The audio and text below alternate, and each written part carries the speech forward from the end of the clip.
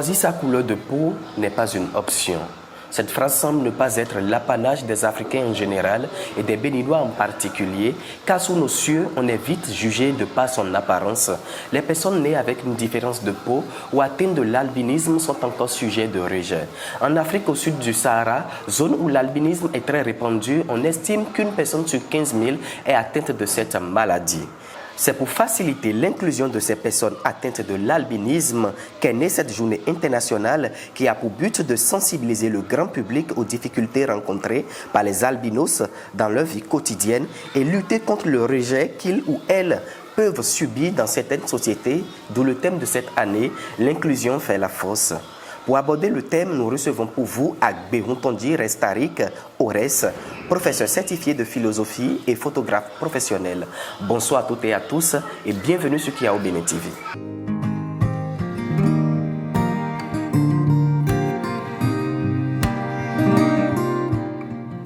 Merci de nous recevoir dans vos locaux. C'est un plaisir. Je rappelle que nous sommes dans les locaux de l'albinos le plus frais du 229.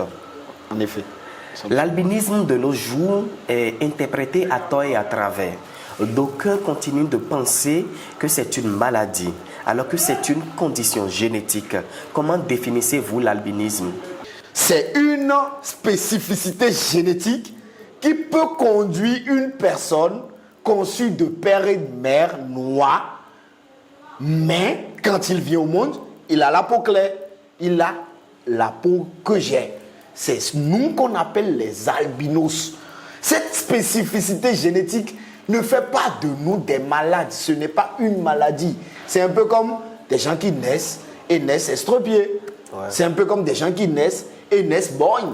C'est un peu comme des gens qui naissent avec quelques malformations génétiques ou physiques que ce soit. Il y a des gens qui naissent bègues. Est-ce que pour autant ils sont malades? Je ne crois pas. D'accord. Voilà. Merci. Dites-nous, qu'est-ce que ça fait d'être né, de grandir et de se rendre à l'évidence qu'on est différent des autres? Moi, je veux dire que depuis la naissance, l'enfance, en passant par mon primaire, il a fallu que la société me désigne du doigt pour que je sache en fait que je suis différent. Sinon, en vrai, mes parents ne m'ont jamais mis assis quelque part pour dire, écoute, tu vois, tu es clair, les autres sont noirs, tu es différent des autres, tu ne vois pas. À aucun moment, mes parents n'ont fait ça. Donc, c'est avec le temps que la société a commencé par me pointer du doigt à travers les chants folkloriques. Yovo, yovo, bonsoir, ça va bien, merci. Au sein de personnes noires, quand vous marchez, en montant du don, c'est vous qu'on pointe du doigt. Ah, Yovodier, ah, c'est un blanc ça. Ah, c'est telle personne ça. Ah, il ne voit pas. Ah, Yovodier.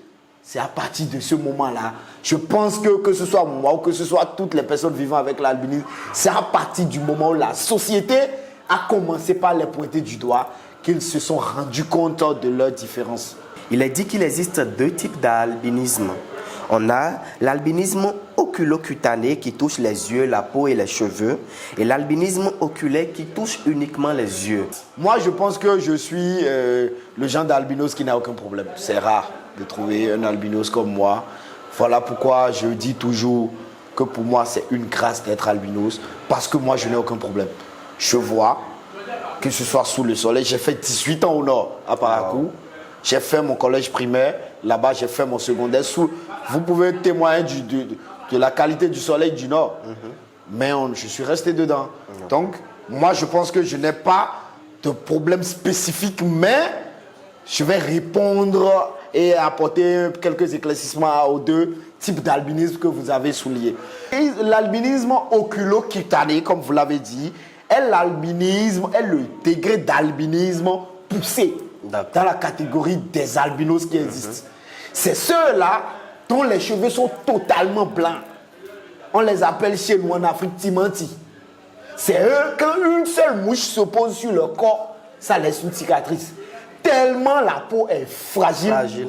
Cause de l'absence de mélanine, que n'importe quel corps étranger physique d'un certain poids ou d'une certaine caractéristique peut pousser à avoir des taches.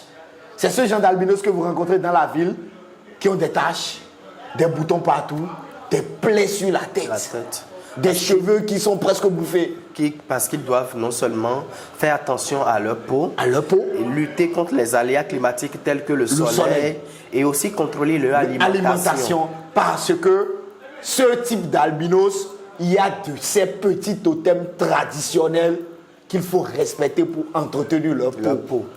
La maman qui a fait enfant albinos oculocutané ne peut pas être en train de faire la cuisine et le geste qu'on prend le sel pour mettre dans la sauce, elle ne peut pas être en train de mettre le sel dans la sauce et ça va se verser dans le feu.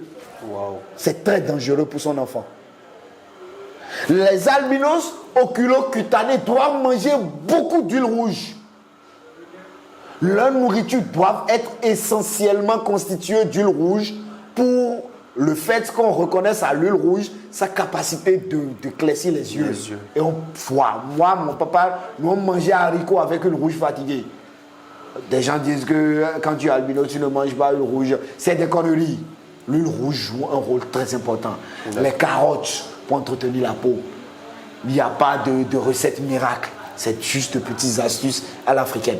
D'accord. Pour en venir à la deuxième catégorie d'albinisme, l'albinisme, ceux qui ont uniquement le problème d'yeux. Je ne pense pas que ça leur soit un gros problème, puisque même les personnes de teint noir ont des problèmes d'yeux. Voilà.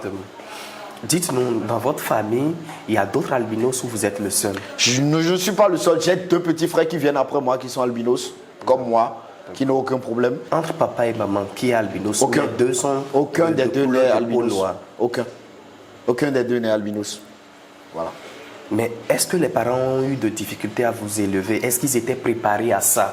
Bon, moi, je pense que le problème de difficulté ou d'acceptation dans les familles, c'est plus lié à l'éducation ou à l'instruction, aller à l'école. Parce qu'un parent qui a été à l'école, quand il voit un albinos, il sait que c'est une spécificité génétique. Il ne voit pas ça en maladie. Ce problème est plus sont liés chez les parents qui ne sont pas trop allés, qui ne sont pas instruits, qui ne sont pas trop allés à l'école. Chez moi, il n'y a jamais eu aucun problème à ce sujet.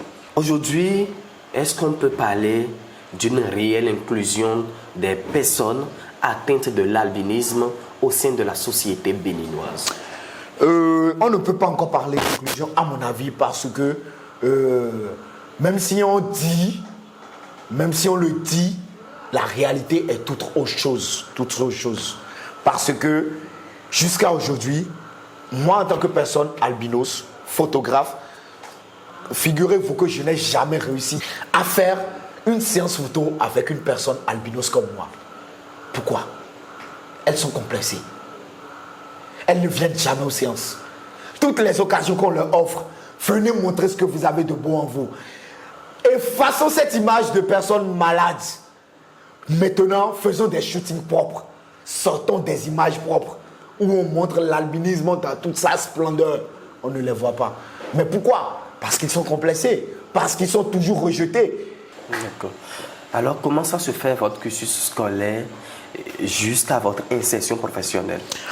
Quand je viens, moi en tant qu'albinos en tout cas, je viens dans une société ou dans un cadre, tout le monde me kiffe.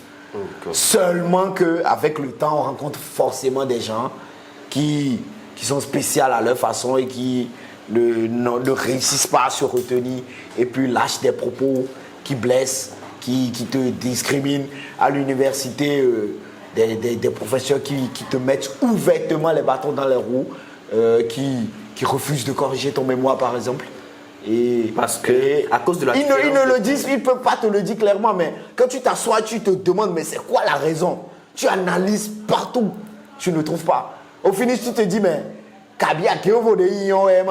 ou bien sinon ça ne s'explique pas, certaines réactions ne s'expliquent pas. Mais grâce à Dieu, grâce à moi, même à mon mental, parce que j'ai un mental, à mon mental et à la force que je n'ai pas donné le choix aux autres de me donner, je me suis imposé à eux partout.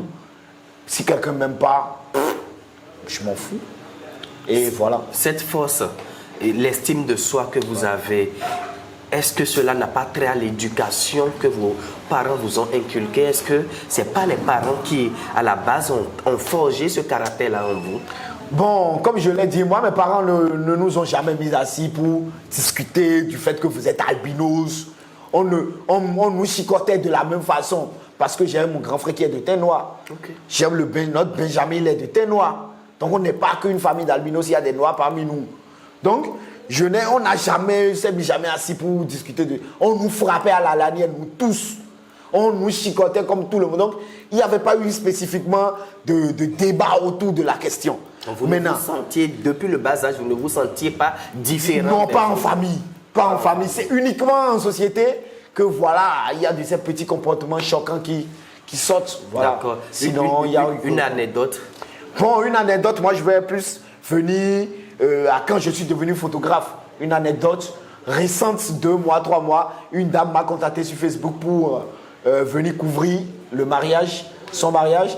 On a discuté des thèmes du contrat. Faut voir, je ne suis pas très grand de taille, donc parfois les gens connaissent Aurès, mais quand on me voit, on dit c'est toi Aurès la question. Donc, je suis arrivé sur le terrain et avec mes assistants, on est arrivé, on a bougé et elle a envoyé sa domestique nous chercher. Quand on est arrivé, la maison donnait un balcon sur dehors, le balcon donnait dehors. Donc, elle était sortie par le haut, son mari venait de rentrer dans la maison aussi. Elle fait « Bonjour, c'est vous le photographe ?» Je dis « Oui. Vous êtes albinos ?» Le temps que je réponde, oui, elle dit « S'il vous plaît, son mari sort, s'il vous plaît, quittez devant ma maison. Quittez devant ma maison, s'il vous plaît. » C'est clair que c'est parce que je suis albinos. Et mes assistants, choqués parce qu'ils n'ont jamais de leur vie assisté à une chose pareille, voulaient faire du bruit. Donc je dis « Mais non. Pourquoi ?» La preuve, c'est notre travail qui a fait. Ce n'est pas notre albinos qu'on est, c'est le travail qu'on fait, qu'elle a vu, elle nous a contactés. Donc, si le travail il est bon et que c'est nous-mêmes on ne kiffe pas, il y a folie. Vous allez regarder droit dans la caméra et adresser un message de sensibilisation. Une personne albinos, c'est un être humain. C'est une personne avec une chair, un sang et des os, une respiration, un sentiment, des plaies, des pleurs, des peines, des hauts, des bas, des galets, tout ce que vous pouvez imaginer. En gros, c'est une personne à part entière. Nous voici au thème de notre entretien dans le cadre de la journée internationale de sensibilisation à l'albinisme. Et nous avons reçu pour vous M. Agbehout Restarik Aurès, professeur certifié de philosophie et photographe professionnel. À tous les albinos du Bénin et du monde entier, je voudrais nous dire que nous sommes suffisamment courageux pour être nous-mêmes. Merci d'avoir été des nôtres. Et on se donne rendez-vous très prochainement pour d'autres nouvelles du 229. Bye bye.